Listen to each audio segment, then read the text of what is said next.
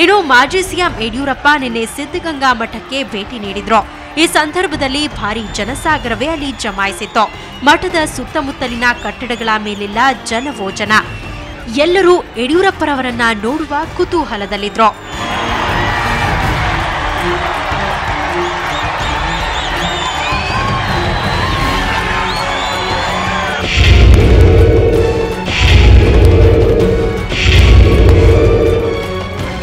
ನಂತರ ಅವರು ಯಡಿಯೂರಿಗೆ ತೆರಳಿ ಸಿದ್ದಲಿಂಗೇಶ್ವರನಿಗೂ ವಿಶೇಷ ಪೂಜೆ ಸಲ್ಲಿಸಿದ್ರು.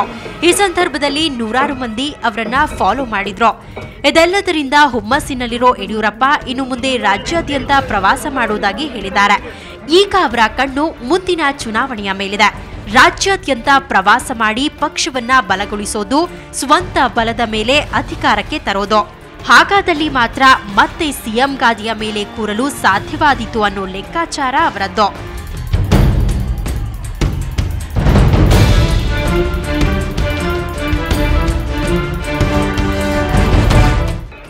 ಬ್ಯೂರೋ ರಿಪೋರ್ಟ್, ಸುವರ್ಣ ನ್ಯೂಸ್ 24/7.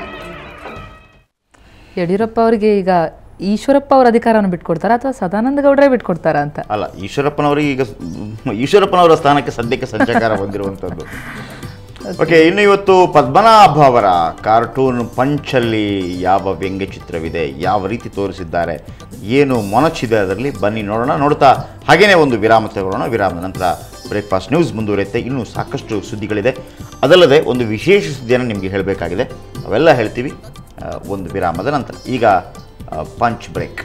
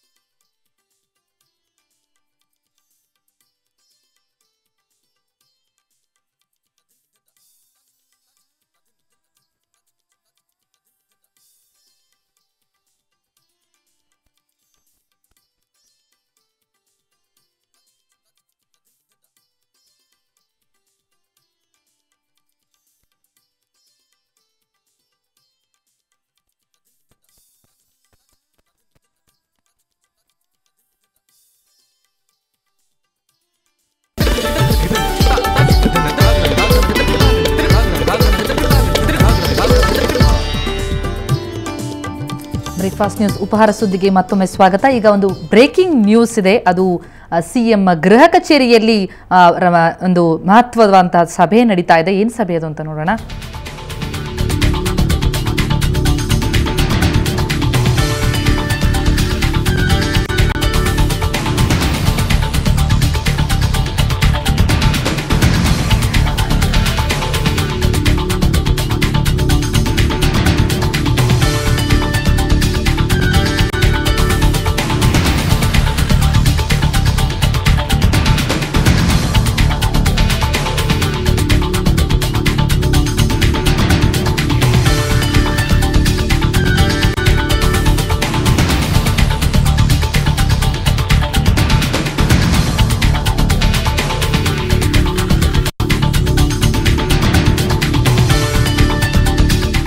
ಬಳ್ಳಾರಿ ಉಪಚುನಾವಣೆಯ ಹಿನ್ನೆಲೆಯಲ್ಲಿ ಸಿಎಂ ಗೃಹ ಕಚೇರಿಯಲ್ಲಿ ಮಹತ್ವದ ಸಭೆ ನಡೀತಾ ಇದೆ. ಶ್ರೀರಾಮುಲು ಪಕ್ಷವನ್ನ ತ್ಯಜಿಸಿದ ಹಿನ್ನೆಲೆಯಲ್ಲಿ ಈ ಸಭೆ ನಡೀತಾ ಇದೆ. ಬಳ್ಳಾರಿ ಗ್ರಾಮಾಂತರ ಉಪಚುನಾವಣೆಯ ಹಿನ್ನೆಲೆಯಲ್ಲಿ ಸಾಕಷ್ಟು ಗಣ್ಯರು ಸೇರಿ ಈ ಸಭೆಯನ್ನ ಸಿಎಂ ಗೃಹ ಕಚೇರಿಯಲ್ಲಿ ನಡೆಸ್ತಾ ಇದ್ದಾರೆ. ಈ ಬಗ್ಗೆ ಹೆಚ್ಚಿನ ಮಾಹಿತಿಯನ್ನು ಪಡೆಯೋಣ. ನಮ್ಮ ಪ್ರತಿನಿಧಿ ವೀರೇಂದ್ರ ಉಪ್ಪುಂದ ಈಗ ನಮ್ಮೊಂದಿಗೆ ದೂರವಾಣಿ ಸಂಪರ್ಕದಲ್ಲಿದ್ದಾರೆ. ವೀರೇಂದ್ರ, ಈ ಸಭೆಯಲ್ಲಿ ಯಾವ ರೀತಿಯ ವಿಚಾರಗಳ ಬಗ್ಗೆ ಚರ್ಚೆ ನಡೀತಾ ಇರಬಹುದು ಅಂತೀರಿ? ಬೆಳ್ಳಂಬೆಳಿಗ್ಗೆ ಅಂದ್ರೆ ಸುಮಾರು 7:30 ಮುಂಜಾನೆಗೆ ರಾಜ್ಯಾಧ್ಯಕ್ಷ ಈಶ್ವರಪ್ಪ, ಮಾಜಿ ಮುಖ್ಯಮಂತ್ರಿ ಯಡಿಯೂರಪ್ಪ, ಸಿಎಂ ಸದಾನಂದ ಗೌಡ ಹಾಗೆ ಇನ್ನೂ ಹಲವಾರು ಸಚಿವರ ಪೈಕಿ ಬಸವರಾಜ ಬೊಮ್ಮಾಯಿ ಅವರಲ್ಲಿದ್ದಾರೆ, ಉದಾಸಿ ಇದ್ದಾರೆ, ಸುರೇಶ್ ಕುಮಾರ್ ಇದ್ದಾರೆ, ಲಕ್ಷ್ಮಣ್ ಸವದಿ ಇದ್ದಾರೆ. ಹೀಗೆ ಅಷ್ಟೇ ಅಲ್ಲ, RSS ನ ಮುಖಂಡರು, RSS ನ ರಾಷ್ಟ್ರೀಯ ಮುಖಂಡ ಸತೀಶ್ ಹಾಗೂ ಸಂತೋಷ್ ಕೂಡ ಈ ಸಭೆಯಲ್ಲಿ ಭಾಗವಹಿಸಿದ್ದಾರೆ. ಈ ಸಭೆ ಸಂಪೂರ್ಣವಾಗಿ ಬಳ್ಳಾರಿ ಉಪಚುನಾವಣೆಯ ಹಿನ್ನೆಲೆಯಲ್ಲೇ ನಡೀತಿರುವಂತದ್ದು. ಪ್ರಮುಖವಾಗಿ ನಿನ್ನೆ ಇಡೀ ದಿನ ಏನು ಚುನಾವಣಾ ಸಮಿತಿ ಸಭೆ ನಡೆದಿತ್ತು, ಆ ಸಂದರ್ಭದಲ್ಲಿ ಬಳ್ಳಾರಿ ಉಪಚುನಾವಣೆಗೆ ಅಲ್ಲಿ ಸ್ಥಳೀಯ ಮುಖಂಡರಾದಂತ ನಾಗೇಂದ್ರಗೆ ಟಿಕೆಟ್ ಕೊಡಬೇಕು ಅನ್ನುವಂಥದ್ದು ನಿರ್ಧಾರ ಆಗಿತ್ತು. ಆದ್ರೆ B.Pharm ನ ಕೊಟ್ಟಿರಲಿಲ್ಲ, ಮೌಖಿಕ ಆದೇಶವಷ್ಟೇ ಹೊರಬಿದ್ದಿತ್ತು. ಈ ಹಿನ್ನೆಲೆಯಲ್ಲಿ ಇವತ್ತು ಬೆಳಗ್ಗೆ ಮತ್ತೊಂದು ಸುತ್ತಿನ ಸಭೆಯನ್ನ ನಡೆಸಲಾಗಿದೆ. ಯಾಕಂದ್ರೆ ನಿನ್ನೆ ನಡೆದಂತ ಸಭೆಯಲ್ಲಿ ಯಡಿಯೂರಪ್ಪ ಇರಲಿಲ್ಲ. ನಿನ್ನೆ ರಾತ್ರಿ ಈಶ್ವರಪ್ಪನವರು ಯಡಿಯೂರಪ್ಪನವರನ್ನ ಭೇಟಿಯಾಗಿ ಸಭೆಯಲ್ಲಿ ನಡೆದಂತ ಚರ್ಚೆಗಳು ಹಾಗೂ ತೀರ್ಮಾನದ ಬಗ್ಗೆ ಅವರಿಗೆ ವರದಿಯನ್ನು ಒಪ್ಪಿಸಿದ್ರು. ಆಗ ಯಡಿಯೂರಪ್ಪನವರು ನಾಳೆ ಬೆಳಗ್ಗೆ ಮತ್ತೊಮ್ಮೆ ಸಭೆ ಸೇರೋಣ, ನಾನು ಅಲ್ಲಿಗೆ ಬರ್ತೇನೆ ಅನ್ನುವಂತ ಸಂದೇಶ ನೀಡಿದ್ರು. ಆ ಪ್ರಕಾರ ಈ ಸಭೆ ನಡೀತಾ ಇದೆ. ನಾಗೇಂದ್ರಗೆ B.Pharm ಕೊಡುವ ಮುನ್ನ ತೆಗೆದುಕೊಳ್ಬೇಕಾದಂತ ತೀರ್ಮಾನ, ಅದರ ಜೊತೆಗೆ ನಿನ್ನೆ ಶ್ರೀರಾಮುಲು ಪಕ್ಷದ ರಾಷ್ಟ್ರೀಯ ಅಧ್ಯಕ್ಷರಾದಂತ ಬಿಜೆಪಿಯ ರಾಷ್ಟ್ರೀಯ ಅಧ್ಯಕ್ಷ ಗಡ್ಕರಿಗೆ ಪತ್ರ ಬರೆದಿರೋ ಹಿನ್ನೆಲೆಯಲ್ಲಿ ಹಾಗೆ ತಮ್ಮ ನೋವನ್ನ ತೋಡ್ಕೊಂಡಿರುವಂತದ್ದು, ಹಾಗೆ ನನ್ನನ್ನ ಆಶೀರ್ವದಿಸಿ ಅನ್ನುವಂತ ಒಂದು ಸಂದೇಶವನ್ನ ರವಾನಿಸಿರೋ ಹಿನ್ನೆಲೆಯಲ್ಲಿ ಬಹುಶಃ ಹೈಕಮಾಂಡ್ ನಿಂದ ಏನಾದ್ರೂ ಒಂದು ಸಂದೇಶ ರವಾನೆ ಆಗಿದೆಯಾ ಅನ್ನುವಂತ ಒಂದು ಅನುಮಾನ ಕೂಡ ಇದೆ ಪ್ರತಿಮಾ. ಬಹುಶಃ ಆ ಬಗ್ಗೆ ಕೂಡ ಈ ಸಭೆಯಲ್ಲಿ ಚರ್ಚೆ ನಡೀತಿರುವಂತಹ ಸಾಧ್ಯತೆ ಇದೆ. ಒಟ್ಟಾರೆಯಾಗಿ ಬಳ್ಳಾರಿ ಉಪಚುನಾವಣೆಯಲ್ಲಿ ನಾಗೇಂದ್ರಗೆ B.Pharm ನೀಡುವ ಮುನ್ನ ತೆಗೆದುಕೊಳ್ಬೇಕಾದಂತ ಪ್ರಮುಖ ತೀರ್ಮಾನಗಳ ಬಗ್ಗೆ ಈ ಸಭೆಯಲ್ಲಿ ಚರ್ಚೆ ನಡೀತಾ ಇದೆ. ಪ್ರತಿಮಾ. ವೀರೇಂದ್ರ, ಹಾಗಾದ್ರೆ ಸಭೆಯ ನಂತರ ಪರ್ಯಾಯ ಅಭ್ಯರ್ಥಿ ಯಾರು ಅನ್ನೋದ್ರ ಪ್ರಕಟ ಆಗತ್ತಾ? ಬಹುಶಃ ಪರ್ಯಾಯ ಅಭ್ಯರ್ಥಿಯ ಸಾಧ್ಯತೆ ಇಲ್ಲ ಪ್ರತಿಮಾ. ಬಿಜೆಪಿ ಅಭ್ಯರ್ಥಿ ನಾಗೇಂದ್ರನೇ ಆಗಿರ್ಬೇಕು ಅನ್ನೋದು ನಿನ್ನೆ ಸಭೆ ನಿರ್ಧಾರ. ಆದ್ರೆ ಒಂದ್ ವೇಳೆ ಶ್ರೀರಾಮುಲಿಗೆ ಏನಾದ್ರೂ ಬೆಂಬಲ ಕೊಡುವಂತ ನಿರ್ಧಾರಕ್ಕೆ ಈ ಸಭೆ ಬರುತ್ತಾ ಅಂತದೊಂದು ಪ್ರಶ್ನೆ ಇದೆ. ಬಹುಶಃ ಅಂತದ್ದೊಂದು ಸಾಧ್ಯತೆ ಕೂಡ ಕಡಿಮೆ ಕೂಡ ಇದೆ. ಆದ್ರೆ ಹೈಕಮಾಂಡ್ ನಿಂದ ಯಾವ ಸಂದೇಶ ಬಂದಿದೆ ಅನ್ನೋದ್ರ ಮೇಲೆ ಈ ಎಲ್ಲಾ ಬೆಳವಣಿಗೆಗಳು ನಿಂತಿರುತ್ತೆ ಪ್ರತಿಮಾ. ಪರ್ಯಾಯ ಅಭ್ಯರ್ಥಿಯ ಬಗ್ಗೆ ಈವರೆಗೂ ಕೂಡ ಯಾವುದೇ ನಿರ್ಧಾರ ಆಗಿಲ್ಲ. ನಿನ್ನೆ ರಾತ್ರಿವರೆಗೂ ಕೂಡ ನಾಗೇಂದ್ರ ಅವರೇ ನಮ್ಮ ಅಭ್ಯರ್ಥಿ ಅನ್ನೋದನ್ನ ಮೌಖಿಕವಾಗಿ ಹೇಳಿದ್ದಾರೆ. B.Pharm ಕೊಡ್ಬೇಕಾದ ಹಿನ್ನೆಲೆಯಲ್ಲಿ ಈ ಎಲ್ಲಾ ಚರ್ಚೆ ನಡೀತಾ ಇದೆ. ಪ್ರತಿಮಾ. ಓಕೆ ವೀರೇಂದ್ರ, ಮಾಹಿತಿಗಾಗಿ ಧನ್ಯವಾದ. ಒಟ್ಟಾರೆಯಾಗಿ ಆದ್ರೆ ಅವ್ರು ಹೇಳಿದ್ರು ಆಶೀರ್ವದಿಸಿ ಅನ್ನುವಂಥ ಮಾತನ್ನು ಹೇಳಿದ್ರು ಶ್ರೀರಾಮುಲು ಪತ್ರ ಬರೆದಿದ್ದಾರೆ. ಆದರೆ ಅಭ್ಯರ್ಥಿ ಹಾಕದೇ ಇದ್ರೆ, ಯಾಕಂದ್ರೆ ಒಂದು ರಾಷ್ಟ್ರೀಯ ಪಕ್ಷ ಬಿಜೆಪಿ ಅನ್ನುವಂಥದ್ದು, ಅಭ್ಯರ್ಥಿ ಹಾಕದೇ ಇದ್ರೆ ಅದೊಂದು ರೀತಿಯಲ್ಲಿ ಮುಖಭಂಗ. ಅದೊಂದು ರೀತಿಯಲ್ಲಿ ಖಂಡಿತವಾಗ್ಲೂ ಒಳ್ಳೆ ಮಾತದು. ಅದೊಂದು ರೀತಿಯಲ್ಲಿ ರಾಷ್ಟ್ರೀಯ ಪಕ್ಷಕ್ಕೆ, ಬಿಜೆಪಿ ಅಂತ ರಾಷ್ಟ್ರೀಯ ಪಕ್ಷಕ್ಕೆ ಒಂದು, ಯಾಕಂದ್ರೆ ಸ್ವಾಭಿಮಾನದ ಹಿನ್ನೆಲೆಯಲ್ಲಿ ಅವರು ಪಕ್ಷ ತ್ಯಜಿಸಿ ಪಕ್ಷೇತರರಾಗಿ ಬಂದಿರುವಂತಹದ್ದು. ಸೊ ಏನ್ ಮಾಡುತ್ತೆ ಬಿಜೆಪಿ ಪಕ್ಷ ಅನ್ನೋದು ಗೊತ್ತಾಗುತ್ತೆ. ಇನ್ನು BBMP ವಿಚಾರಕ್ಕೆ ಬರೋಣ. ಬೆಂಗಳೂರು ಮಹಾನಗರ ಪಾಲಿಕೆಯಿಂದ ಜನರಿಗೆ ಅದೇನು ಪರೋಪಕಾರವಾಗಿದೆಯೋ ಗೊತ್ತಿಲ್ಲ, ಆದರೆ ಕೋಟಿ ಕೋಟಿ ಹಣ ಮಾತ್ರ ಅಧಿಕಾರಿಗಳು ಜನಪ್ರತಿನಿಧಿಗಳ ಜೇಬು ಸೇರ್ತಿದೆ. ಆದರೆ ಉಪ್ಪು ತಿಂದವರಿಗೆ ನೀರು ಕುಡಿಸಲು ಮಾತ್ರ ಸಾಧ್ಯವೇ ಆಗ್ತಿಲ್ಲ. BBMPಯ ಕೋಟ್ಯಾಂತರ ರೂಪಾಯಿ ಕರ್ಮಕಾಂಡವೇನು, ಬನ್ನಿ ನೋಡೋಣ.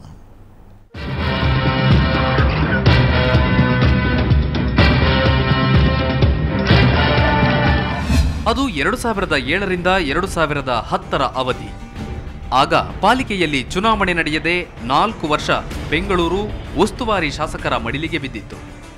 ಆ ಸಮಯದಲ್ಲಿ ನಡೆದ ಕಾಮಗಾರಿಗಳಲ್ಲಿ ಭಾರಿ ಅಕ್ರಮ ನಡೆದು ಹೋಯಿತು. ಆ ಅಕ್ರಮದ ಸರಾಸರಿ ಮೊತ್ತ 1,539 ಕೋಟಿ. ಆಗ ಡಾಕ್ಟರ್ ಸುಬ್ರಹ್ಮಣ್ಯ ಮತ್ತು ಭರತ್ಲಾಲ್ ಮೀನಾ ಬಿಬಿಎಂಪಿ ಆಯುಕ್ತರಾಗಿದ್ದರು. ಬಹುಕೋಟಿ ಹಗರಣ ನಡೆದಿದ್ದೇ ಆ ಅವಧಿಯಲ್ಲಿ.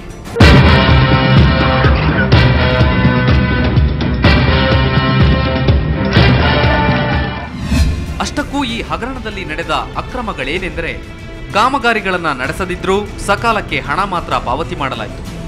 ಕಾಮಗಾರಿ ಕಳಪೆಯಾಗಿದ್ರೂ ಹೆಚ್ಚಿನ ಮೊತ್ತದ ಬಿಲ್ ಪಾವತಿಯಾಗಿದೆ. ಹಾಗೂ ಕಾಮಗಾರಿ ಒಂದೇ ಆದರೂ ಬಿಲ್ ಮಾತ್ರ 2 ಬಾರಿ ಪಾವತಿ ಮಾಡಿರೋದು ಈ ಭಾರಿ ಹಗರಣದಲ್ಲಿನ ಪ್ರಮುಖ ಅಕ್ರಮಗಳು. ಇದು ಬೆಂಗಳೂರಿನ ಕೇವಲ 3 ವಲಯಗಳಲ್ಲಾದ ಅಕ್ರಮ. ರಾಜರಾಜೇಶ್ವರಿ ನಗರ, ಗಾಂಧಿನಗರ ಹಾಗೂ ಮಲ್ಲೇಶ್ವರಂನಲ್ಲಿ ನಡೆದ ಕಾಮಗಾರಿಯ ಕರ್ಮಕಾಂಡ ಇದು.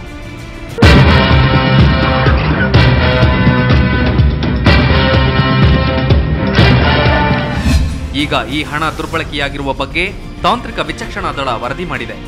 ಈ ಹಗರಣದ ಕುರಿತು ತನಿಖೆ ನಡೆಸುವಂತೆ ಬಿಬಿಎಂಪಿ ಆಯುಕ್ತ ಸಿದ್ದಯ್ಯ ಪ್ರಕರಣವನ್ನು ಬಿಬಿಎಂಪಿಯ ಕಾರ್ಯಾಚರಣೆ ಪಡೆ ಅಂದ್ರೆ ಬಿಎಂಟಿಎಫ್ಗೆ ವಹಿಸಿದ್ದಾರೆ. ಆದರೆ ಈ ತನಿಖೆ ಯಾವುದೇ ಪ್ರಯೋಜನವನ್ನ ತರುವಂತೆ ಕಾಣ್ತಿಲ್ಲ.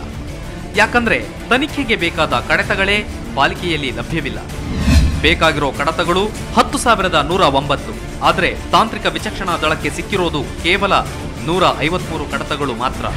ಯಾಕೆಂತಂದರೆ ಇವತ್ತೇನು 1,539 ಕೋಟಿ ರೂಪಾಯಿದು ಗಾಂಧಿನಗರ, ಮಲ್ಲೇಶ್ವರಂ ಮತ್ತು ರಾಜರಾಜೇಶ್ವರಿ ನಗರ ಹೇಳ್ತಾ ಇದ್ದಾರೆ. ಇದರದ್ದು ಕೂಡ ಪೂರ್ತಿ ಕಡತ ಇಲ್ಲ ಅಂತ ಹೇಳ್ತಾರೆ.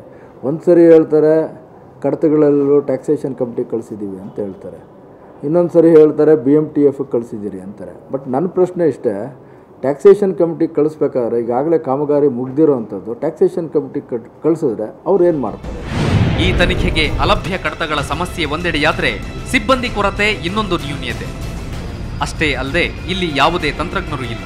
ಹಾಗಾಗಿ ಕಾರ್ಯಾಚರಣೆ ಪಡೆ ತನಿಖೆ ನಡೆಸಲು ಸಮರ್ಥವಲ್ಲ. ಇವಿಷ್ಟು ತನಿಖೆಗೆ ಇರುವ ತೊಡಕುಗಳಾದರೆ ಪ್ರತಿಪಕ್ಷಗಳು ತನಿಖೆ ಕುರಿತು ಇನ್ನೊಂದು ಕಥೆಯನ್ನೇ ಹೇಳ್ತಿವೆ. ಇದು BMTFಗೆ ಕೊಟ್ಟರೆ ಈ ತನಿಖೆ ಅಲ್ಲಿ ಯಾರು ಎಕ್ಸ್ಪರ್ಟ್ಸ್ ಇಲ್ಲ. ನುರಿತ ಏನು ಟೆಕ್ನಿಕಲ್ ಎಕ್ಸ್ಪರ್ಟ್ಸ್ ಇದ್ದಾರೆ, ಈ ಇಂಜಿನಿಯರ್ಸ್ ಇರ್ಬೋದು, ಆ ಥರ ಅಲ್ಲಿ ಸಿಬ್ಬಂದಿ ಇಲ್ಲ. ಅಲ್ಲಿ ಪೊಲೀಸ್ನವ್ರಿಗೆ ಈ ಇಂಜಿನಿಯರಿಂಗ್ ಡಿಪಾರ್ಟ್ಮೆಂಟಲ್ಲಿ ಏನೇನು ಅವ್ಯವಹಾರ ಆಗಿದೆ, ಕಳಪೆಗಳಾಗಿದೆ, ಎಸ್ಟಿಮೇಟಲ್ಲಿ ಏನೇನು ತಪ್ಪುಗಳಾಗಿದೆ ಅದು ಕಂಡುಹಿಡಿಯೋದಕ್ಕೆ ಪೊಲೀಸ್ನವ್ರಿಗೆ ಗೊತ್ತಾಗೋದಿಲ್ಲ. ಒಟ್ನಲ್ಲಿ ಈ ಬಾರಿ ಹಗರಣದ ಸತ್ಯ ಹೊರಬರಬೇಕು ಅಂದರೆ ತನಿಖೆಯಾಗಬೇಕು. ಅದಕ್ಕೂ ಮೊದಲು ಕಡತಗಳು ಸಿಗಬೇಕು. ಅದಕ್ಕೆ ಮತ್ತೊಂದು ತನಿಖೆಯಾಗಬೇಕು. ಒಟ್ನಲ್ಲಿ ಇದು ತನಿಖೆಯೊಳಗೊಂದು ತನಿಖೆಯ ಕಥೆ. ಇದು ಬಗೆಹರಿಯುತ್ತಾ? ಪಾಲಿಕೆ ಇದನ್ನ ಹೇಗೆ ನಿಭಾಯಿಸುತ್ತೆ? ಉತ್ತರ ಇನ್ನೂ ಕಗ್ಗಂಟು.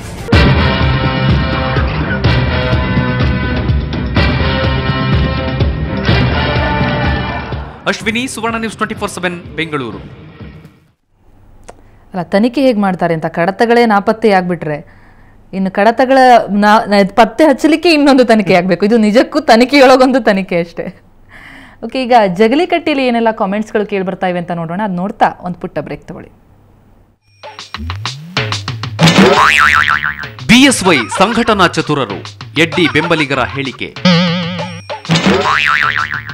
डॉन को पकड़ना मुश्किल ही नहीं, नामुमकिन है। डॉन को पकड़ना मुश्किल ही नहीं, नामुमकिन है।